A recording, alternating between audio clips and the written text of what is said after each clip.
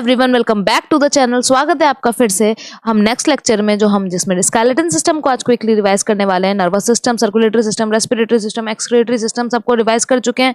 उसके क्वेश्चन और quick revision का सेशन नहीं देखा है तो प्लेलिस्ट अपडेट हो चुकी है, जरूर जाके देख लीजिएगा। स्केलेटन सिस्टम के पहले क्वेश्चन की तरफ चलते हैं। बहुत ही इजी क्वेश्चन और मोस्ट आस्क्ड क्वेश्चन है ये। Which is the largest bone in the human body? Human body के अंदर जो सबसे ज्यादा लार्जेस्ट बोन जो है उसका नाम क्या है? फीमर, इनकस, मेलस और स्टेप्स। अगर हम बात करते हैं इनकस की, स्टेप्स की और मेलस की, ये तीनों ही हमारे जो ईयर होता है, मिडिल ईयर पार्ट में हमारा प्रेजेंट होता है। फीमर की अगर बात करते हैं तो फीमर जो है उसको थाई बोन भी कहा जाता है और ये हमारा थाइज है वहां पर प्रेजेंट होता है तो उसे फीमर कहा जाता है। तो जो largest bone in the human body है उसको थाई बोन भी कहा जाता है और फीमर भी कहा जाता है। So A option will be the correct answer of this question. Next question की तरफ चलते हैं। यहाँ से हमने ये भी देखा कि मिडिल ईयर में कौन कौन से बोन्स देखने को मिलते हैं। एक और इन्फॉर्मेशन लिख लेते हैं। अगर हम नॉर्मल ह्यूमन बॉडी की बात करते हैं, जैसे एडल्ट की बात की जाए, अगर एडल्ट की बात की जाती है, अगर एडल्ट की बात की जाए तो नॉर्मल जो एडल्ट है उसके अंदर कितनी बोन्स देखने को मिलती है, तो उनकी अगर बात करते हैं तो उनकी बॉडी के अंदर हमें 206 बोन्स देखने को मिलती है। वहीं पे अगर हम चाइल्ड की बात करते हैं तो चाइल्ड में अप्रोक्सीमेटली 300 बोन्स देखने को मिलती है। फिर वो जो टाइनी बोन्स है, उनके जो टाइनी फीट है, टाइनी हैंड्स है, वो और ज्यादा उनके जब वो बड़े होते हैं तो वो और कंबाइन होकर 206 में कन्वर्ट हो जाता है। तो एडल्ट के अंदर हमें 206 बोन्स देखने को मिलती है और चाइल्ड में हमें 300 बोन्स देखने को मिलती है और फीवर हमारी largest bone in the human body है। वहीं पर अगर हम बात करते हैं नेक्स्ट क्वेश्चन की, नेक्स्ट क्वेश्चन पूछा है which is the smallest bone in the human body? Human body के अंदर इसमें सबसे स्मॉलेस्ट बोन कौन सी है? इनकस, स्टेप्स और मेलस या फिर मेटाटार्सल। तो हम बात करें तो स्टेप्स जो है हमारी सबसे स्मॉलेस्ट बोन है और ये हमारे ह्यूमन ईयर के जो मिडल ईयर है वहां पर पाई जाती है। तो मेलस, इनकस और स्टेप्स तीनों ही मिडल ईयर में है, लेकिन ये स्टेप्स जो है वो सबसे स्मॉलेस्ट बोन है। तो सबसे लार्जेस्ट बोन हो गई फीमर और सबसे स्मॉलेस्ट बोन हो गई हमारी steps. Will be the correct answer of this question. Next question की तरफ चलते हैं। अगला क्वेश्चन है हमारा, which of these bone is not a part of human ear? तो इनमें से जो फीमर, मेलस, स्टेप्स और इनकस, इनमें से कौन सा हमारा ह्यूमन ईयर का पार्ट नहीं? तो बार बार डिस्कस किया, मेलस, स्टेप्स और इनकस ये हमारे ह्यूमन ईयर का पार्ट है। वहीं पे फीमर की बात करते हैं तो इसे थाई बोन कहा जाता है, तो यही हमारे ह्यूमन ईयर का पार्ट नहीं है। ए option will be the correct answer. पहले हम ह्यूमन ईयर को बहुत अच्छे से डिस्कस कर चुके हैं, तो अगर आपने सेल वाला जो हमारा लेक्चर अगर उसे देखा होगा तो वहां पर ह्यूमन ईयर को भी हमने अच्छे से डिस्कस किया है। पर एक बार और एक डायग्राम को देख लेते हो तो आप देखो, ये जो हमारा आउटर ईयर है इसको पिन्ना, ये जो पार्ट है इसको हम पिन्ना बोलते हैं। दूसरे कलर से शो करती हूँ। ये जो हमारा आउटर पार्ट है इसको हम आउटर पार्ट को बोलते हैं पिन्ना या फिर ईयर फ्लैप भी बोला जाता है। और ये ईयर कैनाल है, यहाँ से हमारी साउंड जाती है और फिर ईयर ड्रम पे जाके वाइब्रेट होती है। फिर ये जो मेलस, इनकस, अगर हम बात करते हैं, ये जो मेलस है, इनकस है, मेलस, इनकस और जो स्टेप्स है, हमारा स्टेप्स है, ये सबसे स्मॉलेस्ट बोन है। ये तीनों हमारी, और हम बात करते हैं अगर मेलस, इनकस, स्टेप्स और हमारा स्टैशियन ट्यूब, ये तीनों ही, ये चारों हमारे मिडल ईयर का पार्ट है। उसके बाद अगर हम बात करें तो सेमी सर्कुलर कैनाल और कॉकिला ये हमारे इनर ईयर का पार्ट है। ये दोनों हमारे इनर ईयर का पार्ट है।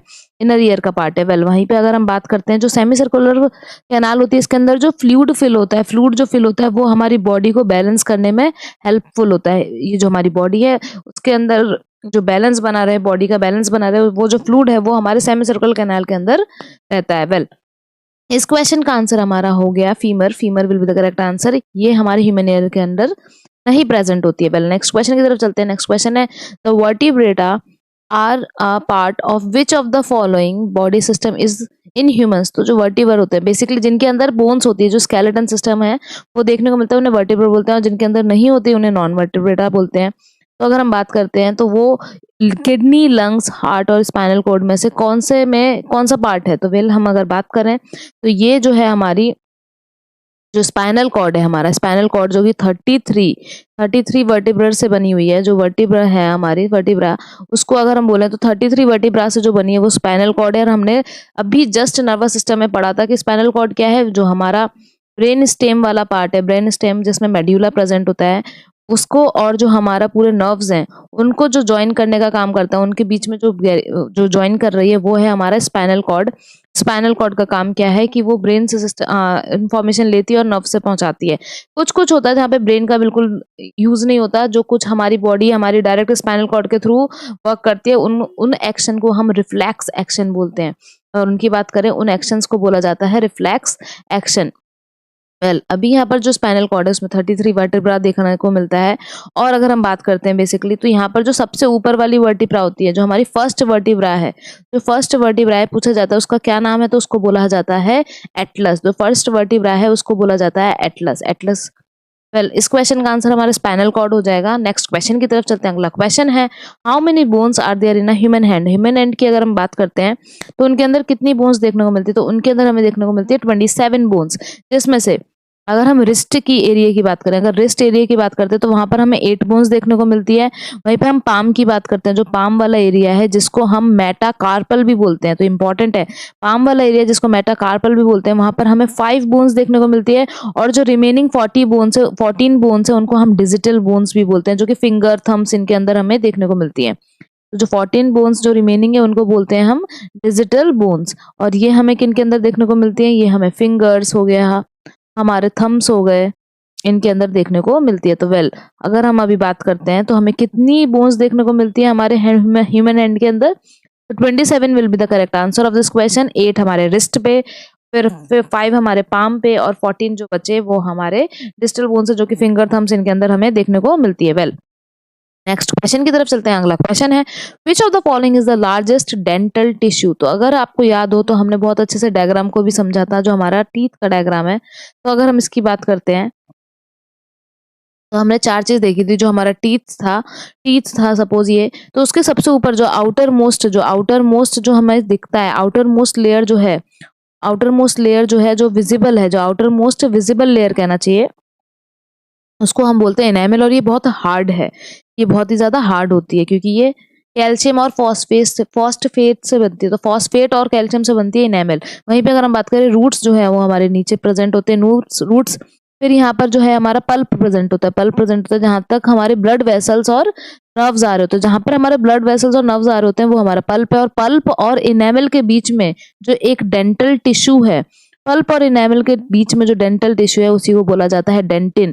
Dentin will be the correct answer of this question. तो डेंटिन जो है हमारे पल्प और इनेमल के बीच में देखने को मिलती है। पल्प हमारा बहुत ही डेलिकेट पार्ट है अगर हम इसकी बात करते हैं। और जो रूट के ऊपर जिसकी लेयरिंग होती है, ये भी हमने डिस्कस किया है, रूट के ऊपर जो इसकी लेयर होती है उसको बोला जाता है सीमेंटम।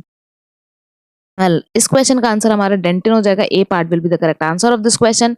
नेक्स्ट क्वेश्चन की तरफ चलते हैं। अगला क्वेश्चन है, what is the loss of bone density and strength known. तो अगर आपने लास्ट लेक्चर्स देखे हो तो हम ये क्वेश्चन पहले भी कर चुके हैं। ये जो है कि बोन की जो डेंसिटी बॉडी के अंदर, जो लोग हैं उनके बॉडी के अंदर अगर बोन की डेंसिटी कम होने लगती है तो इस तरीके की चीज को क्या बोला जाता है। यहाँ पे क्या होता है कि बोन जो है हमारी वो ब्रिटल होने लगती है, वीक होने लगती है, तो बेंडिंग या फिर फ्रैक्चर होने के कॉज बिल्कुल देखने को मिलते हैं। और इस तरीके की बीमारी को बोला जाता है ऑस्टियोपोरोसिस। अगर डेफिशिएंसी और डिसीज वाला क्लास देखा होगा तो ये क्वेश्चन वहां भी पूछा गया था।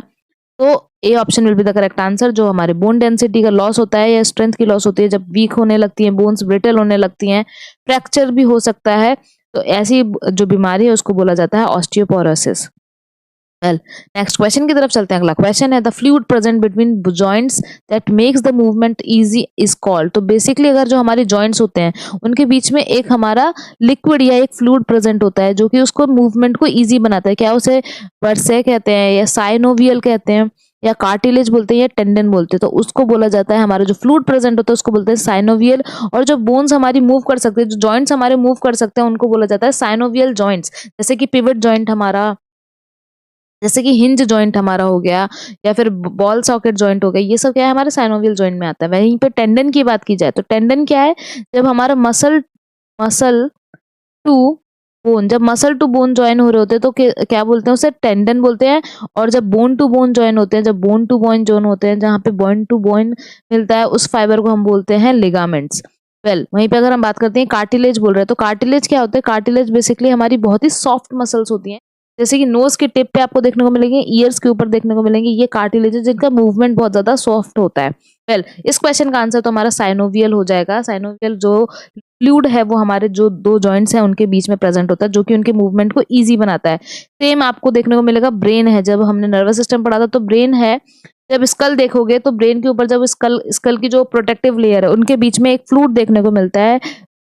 फ्लूइड क्या करता है, वो जो हमारा शॉक है एब्जॉर्बर की तरह काम करता है। जब हमारे ब्रेन में कोई चोट लग जाती है, अगर जो हमारा स्कल है उस पर चोट लगती है तो शॉक एब्जॉर्बर की तरह काम करता है कि उतनी चोट हमारे ब्रेन तक ना पहुंचे। क्योंकि ब्रेन हमारा एक सेंटर का काम करता है, सेंटर मोस्ट पार्ट है हमारे बॉडी का। वेल नेक्स्ट क्वेश्चन की तरफ चलते हैं। अगला क्वेश्चन है, in which of the following part of the human body is the masseter muscle located. तो यहाँ पर हमें ऑप्शन दो ही है, हैंड और थाई दे रखा है। वेल यहाँ पर दो ऑप्शन और होंगे, एक होता है जॉ और एक होता है चेस्ट। तो जॉ और चेस्ट, तो यहाँ पे पूछा जा रहा है कि मैस्टर मसल हमारे कहाँ पे प्रेजेंट होते हैं। तो जॉ जो है वहां पर हमारी प्रेजेंट होती है। बेसिकली जो हमारा जॉ है, जो यहाँ पे अगर हम बात करते हैं तो ये बेसिकली च्यूइंग के लिए हेल्प करता है, च्यूइंग के लिए हेल्प करता है। और हमें ये बात पता होनी चाहिए, अगर हम ये इमेज देखें, जैसे स्कल है, हमारा स्कल है, तो आप ये देखोगे कि जो ये लोअर जॉ है बस यही मूवेबल है, वरना हम हमारे स्कल में जो स्कल है उसमें अब जितनी भी बोन्स होती हैं उसमें जितनी भी बोन्स हैं, जैसे अगर हम बात करते हैं स्कल की, अगर स्कल की बात करते हैं तो स्कल में जो लोअर जॉ है, बस वही मूवेबल है। तो यही पूछा जाता है कि स्कल का कौन सा पार्ट मूवेबल है, तो लोअर जॉ मूवेबल है।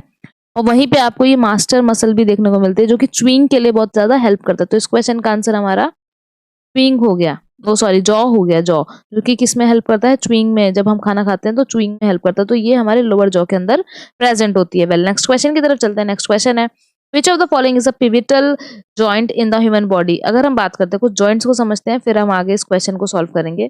तो जैसे हमारे पास कुछ जॉइंट्स होते हैं, तो टाइप्स ऑफ जॉइंट्स को अगर हम देखते हैं, जॉइंट्स को देखेंगे अगर टाइप्स ऑफ जॉइंट्स में, उसमें एक बहुत ही फेमस जॉइंट है, वो है बॉल एंड सॉकेट जॉइंट। तो बेसिकली अगर हम इसकी बात करें तो ये यहाँ पे जो मूवमेंट होता है, जब हम इसकी बात करते हैं बॉल एंड सॉकेट जॉइंट की, तो मूवमेंट इन ऑल डायरेक्शन देखता है, सभी डायरेक्शन में हमें मूवमेंट देखने को मिलता है। और अगर इसकी बात करें हम, ये मोस्टली हमें हिप एरिया में, जो हिप है वहां पर देखने को मिलता है, हिप एरिया में हमें देखने को मिलता है, शोल्डर के पास देखने को मिलता है। शोल्डर जॉइंट भी हमारा बॉल एंड सॉकेट जॉइंट है। वेल वहीं पे एक और जो हमारा जॉइंट है वो है हिंज जॉइंट। हिंज जॉइंट जैसे कि डोर में आप देखोगे, डोर में जो हिंज लगे होते हैं तो वो हमारे एक डायरेक्शन में मूव करने को देते हैं, ओनली इन वन डायरेक्शन। उसी तरीके से जो हिंज जॉइंट है वो हमारे एक ही डायरेक्शन में दो बोन्स जहां पर मिल रहे हैं वहां पर वो एक ही डायरेक्शन मूव कर पाएंगे। जैसे कि आप नी के एरिया में देखोगे, तो नी और जो हमारा एल्बो जॉइंट है, जो नी है और जो हमारा एल्बो जॉइंट है, वो हमारा हिंज जॉइंट का है। तो ओनली इन वन डायरेक्शन, यहाँ पर मूवमेंट कब होगा, only in one direction. One direction में आपको मूवमेंट देखने को मिलेगा। और यहाँ पर जो एग्जाम्पल है, आपको देखने को मिलेगा नी पे और आपको देखने को मिलेगा एल्बो पे। तो एक तो हमने देखा कि बॉल एंड सॉकेट जॉइंट, एक हमने देखा हिंज जॉइंट। जब स्कल की बात करते हैं तो ये जो स्कल है, जो हमारा स्कल है और जब हमारा ये स्पाइनल कॉर्ड पे मिलता है, तो यहाँ पर जो जॉइंट देखने को मिलता है उसको बोलते हैं हम पिवट जॉइंट। तो यहाँ पर जॉइंट देखने को मिलता है उसको बोलते हैं हम पिवट जॉइंट। और जो हैंड या फिर हमारा रिस्ट एरिया है, उसकी इमेज मैं नहीं लगा पाई, जो रिस्ट एरिया है या फिर हमारा जो एंकल वाला एरिया है, वहां पर जो हमें जॉइंट देखने को मिलते हैं उसको बोलते हैं हम ग्लाइडिंग जॉइंट। अगर हम ग्लाइडिंग जॉइंट की बात करें तो जो हमारा रिस्ट वाला एरिया है वहां पर हमें ग्लाइडिंग जॉइंट, रिस्ट और एंकल वाले एरिया पे ग्लाइडिंग जॉइंट, या तो उसको ग्लाइडिंग जॉइंट बोलते हैं या फिर उसे प्लेन जॉइंट भी बोला जाता है। तो ये जो चारों जॉइंट है बहुत ही इंपॉर्टेंट जॉइंट है। वेल अभी इस क्वेश्चन में क्या बोला जा रहा है उसको देखते हैं जरा। क्वेश्चन कह रहा था, विच of the following is a pivotal joint in the human body. Pivotal joint हमें कहाँ देखने को मिलता है। अभी अगर हम बात करें इस क्वेश्चन की, यहाँ पर बोल रहा है एल्बो जॉइंट। तो एल्बो पे हमने देखा था, एल्बो पे हमने अभी देखा, एल्बो पे हमें हिंज जॉइंट देखने को मिलता है। शोल्डर पे हमें बॉल एंड सॉकेट जॉइंट देखने को मिलता है।